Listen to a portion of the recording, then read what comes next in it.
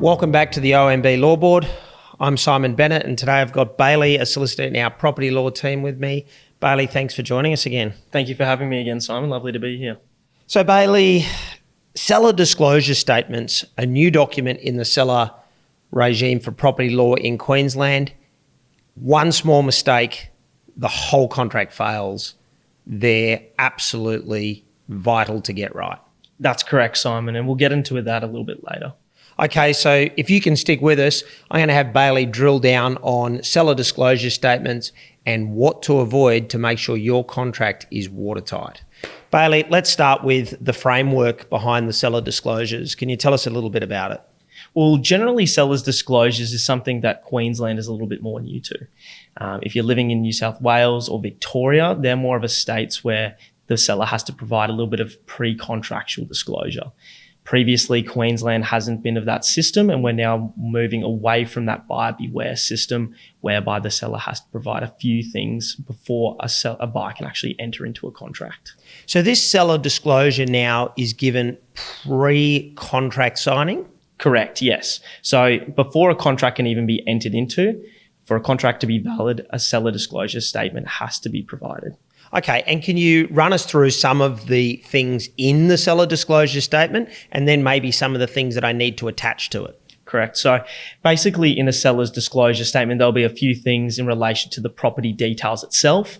There's a number of searches that are going to have to be included. Most notably is a title search, a plan, any easements that are in relation to the property. If you've got any encumbrances, whether that be any easements, if there's any caveats on the property, something of that sort. In respect of body corporates, it's a little bit different, whereby you've also got to provide a CMS search. You've also got to provide any building management statements that are applicable to the property. And then you've also got to provide something called a body corporate certificate, being a Form 33. So they're the most important things that a buyer would have to see before entering into a contract, and to ensure that the sellers have got that seller disclosure correct. And the philosophy behind the introduction of the seller disclosure is that a seller would tell the buyer about the property. Is that right? That is correct. However, as it being newly introduced, there's not everything that a buyer would expect to be in the seller disclosure statement to be involved. So again, the buyers do have to do their own due diligence and have to carefully look at that seller's disclosure statement. Now, and here's the kicker. If I get it wrong, the contract can be terminated. Correct. Yes, that is actually true. In the instance that the seller disclosure is either incorrect or it's misleading, then the buyer has a potential right of termination. And in that, what could potentially happen is that seller has to pay costs out of their own pocket.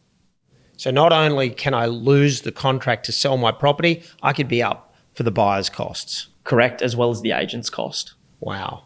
Okay, why don't you give us a few examples that you see where seller disclosure statements have been completed incorrectly or inaccurately or then incomplete that could cost someone a deal?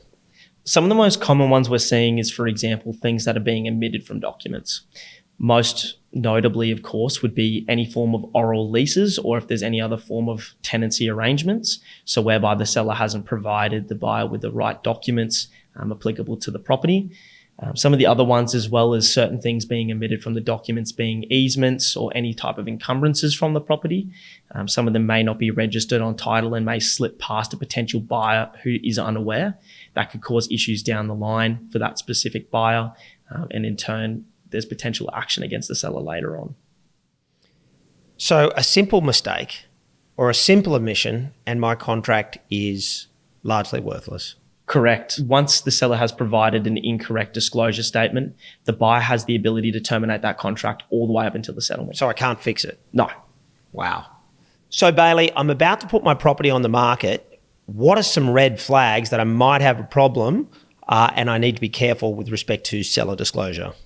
Well, Simon, as the seller disclosure regime is brand new, it was implemented the 1st of August 2025. One of the things in that is that some agents might not be aware. And in as well, going further down the line, if the agents aren't aware of the implications, likely neither of you. So we recommend coming to OMB solicitors beforehand, getting the correct advice, and then proceeding to a complete settlement. So it sounds to me like if you're about to list your property, you should contact the OMB property law team and Bailey to get your seller disclosure done so that you can sell your property when you get a buyer and there's no mistakes and your contract can be watertight. Is that correct? That is exactly correct, Simon. So if you're thinking of selling your property, feel free to get in contact with us so that we can help you. Bailey, thank you for your time today. The information you gave us is confronting, but very informative. Yes, exactly right. Thank you again for having me, Simon. And we look forward to seeing you next week on the OMB Law Board.